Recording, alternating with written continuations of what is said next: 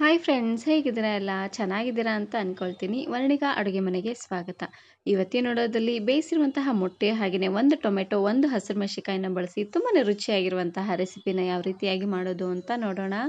ಅದರಲ್ಲೂ ಈ ಚಳಿಗೆ ತುಂಬಾ ರುಚಿಯಾಗಿರುತ್ತೆ ಅಂತಲೇ ಹೇಳ್ಬೋದು. ಹಾಗಾದರೆ ಬನ್ನಿ ತಡ ಮಾಡದೆ ರೆಸಿಪಿನ ಶುರು ಮಾಡೋಣ. ಇದನ್ನು ಮಾಡಲಿಕ್ಕೆ ಮೊದಲು ನಾನಿಲ್ಲಿ ಒಂದು ದೊಡ್ಡ ಮಿಕ್ಸಿ ಜಾರ್ಗೆ ಮಸಾಲೆಗಳನ್ನು ರುಬ್ಕೊಳ್ತಾ ಇದ್ದೀನಿ. ಇದಕ್ಕೆ ನಾನಿಲ್ಲಿ 2 ಗೆಡ್ಡೆ ಆಗುವಷ್ಟು ಬೆಳ್ಳುಳ್ಳಿ, 3 ಇಂಚ್ ಆಗುವಷ್ಟು ಶುಂಠಿ, ಹಾಗೆಯೇ ಕೊತ್ತಂಬರಿ ಸೊಪ್ಪು, 1 ಈರುಳ್ಳಿ, 1 ಚೆನ್ನಾಗಿ ಹಣ್ಣಾಗಿರುವಂತಹ ಟೊಮೆಟೊನ ಹಾಕ್ಕೊಳ್ತಾ ಇದ್ದೀನಿ. ಇದಕ್ಕೆ ಸ್ವಲ್ಪ ಮಸಾಲೆ ಜಾಸ್ತಿ ಇದ್ದಷ್ಟು ರುಚಿ ಅಂತೂ ತುಂಬಾ ಚೆನ್ನಾಗಿ ಬರುತ್ತೆ. ಹಾಗಾಗಿ ಎಲ್ಲವನ್ನೂ ಸ್ವಲ್ಪ ಜಾಸ್ತಿ ಅನ್ನೋಂಗೆ ಹಾಕ್ಕೊಂಡು ಗ್ರೈಂಡ್ ಮಾಡ್ಕೊಂಡು ತಗೊಳ್ಬೇಕು. ಇದಕ್ಕೆ ಸ್ವಲ್ಪ ನೀರನ್ನು ಹಾಕ್ಕೊಂಡು ಪೂರ್ತಿ ನುಣ್ಣದಾಗೆ ಇದನ್ನು ಗ್ರೈಂಡ್ ಮಾಡ್ಕೊಳ್ತಾ ಇದ್ದೀನಿ. ಇವಾಗ ನಾನಿಲ್ಲಿ 5 ಬೇಯಿಸಿರುವಂತಹ ಮೊಟ್ಟೆನ ತಗೊಂಡಿದ್ದೀನಿ. ಮೊಟ್ಟೆನ ನಾನಿವಾಗ ಜಿಗ್‌ಜಾಗ್ ಚಾಕುವಿಂದ ಮಾರ್ಕ್ ಮಾಡ್ಕೊಳ್ತಾ ಇದ್ದೀನಿ. ನೋಡಿ, ಈ ರೀತಿಯಾಗಿ ನೋಡ್ತಾ ಇದ್ದೀರಲ್ವಾ?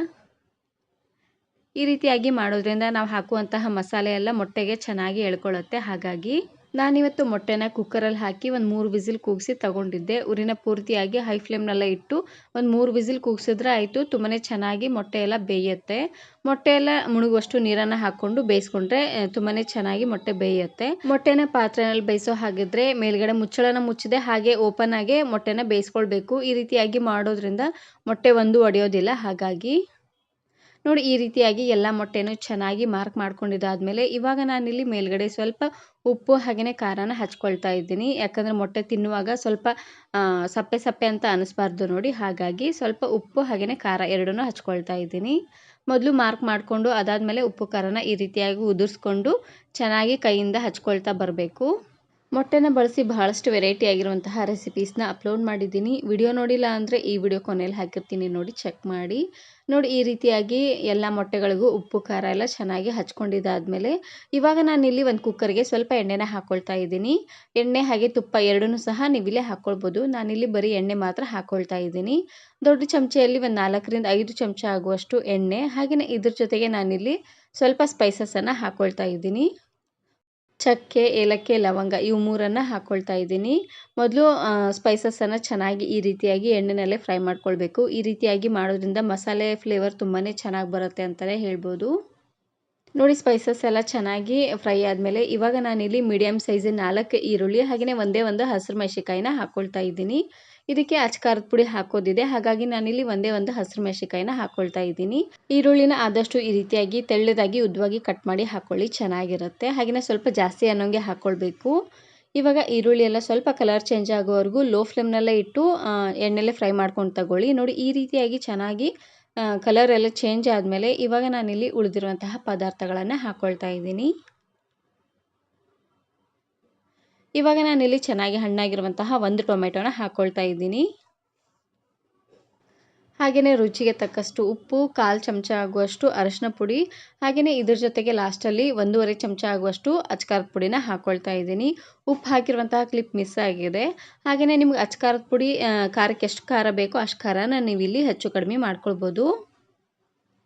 ನಾನಿಲ್ಲಿ 1/4 ಚಮಚ ಆಗುವಷ್ಟು ಅಚ್ಕಾರದ ಪುಡಿನ ಹಾಕ್ಕೊಳ್ತಾ ಇದ್ದೀನಿ. ಹಾಗೆಯೇ ಲಾಸ್ಟಲ್ಲಿ ಇವಾಗ ತಾನೇ ರುಬ್ಬಿರುವಂತಹ ಮಸಾಲೆನ ಹಾಕ್ಕೊಂಡು ಚೆನ್ನಾಗಿ ಮಿಕ್ಸ್ ಮಾಡಿಕೊಂಡು ಮಸಾಲೆಯಲ್ಲಿರುವಂಥ ಹಸಿ ವಾಸನೆ ಎಲ್ಲ ಪೂರ್ತಿಯಾಗಿ ಹೋಗಿ ಚೆನ್ನಾಗಿ ಎಣ್ಣೆ ತೇಲಿ ಬರಬೇಕು. ನೋಡಿ, ಅಲ್ಲಿವರೆಗೂ ಲೋ ಫ್ಲೇಮ್ನಲ್ಲೇ ಇಟ್ಟು ಬೇಯಿಸ್ಕೊಂಡು ತಗೊಳ್ಬೇಕು.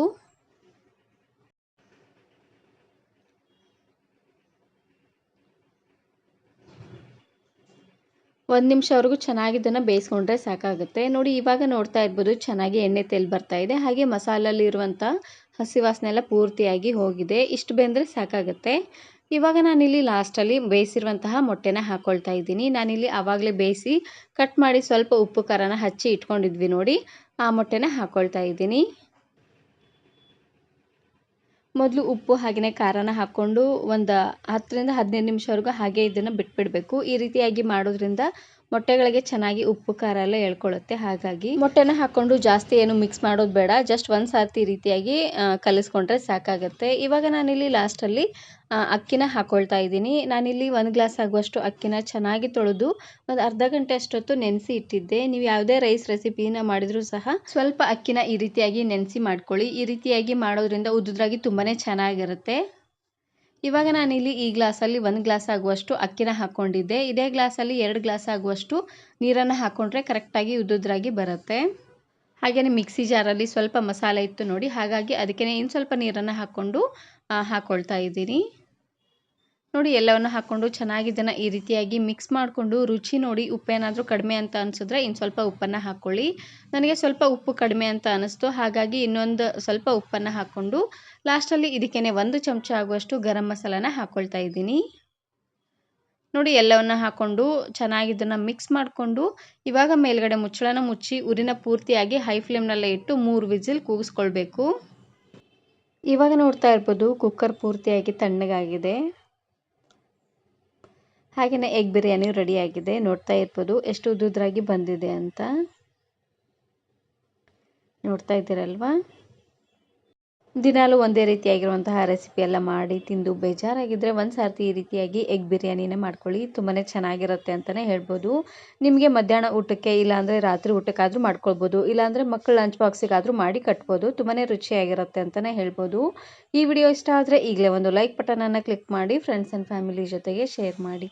ಹಾಗೆಯೇ ಮತ್ತಷ್ಟು ಹೊಸ ರೆಸಿಪಿಗಾಗಿ ವರ್ಣಿಕಾ ಅಡುಗೆ ಮನೆ ಯೂಟ್ಯೂಬ್ ಚಾನಲನ್ನು ಸಬ್ಸ್ಕ್ರೈಬ್ ಮಾಡ್ಕೊಳ್ಳಿ. Thank you. Thanks for watching.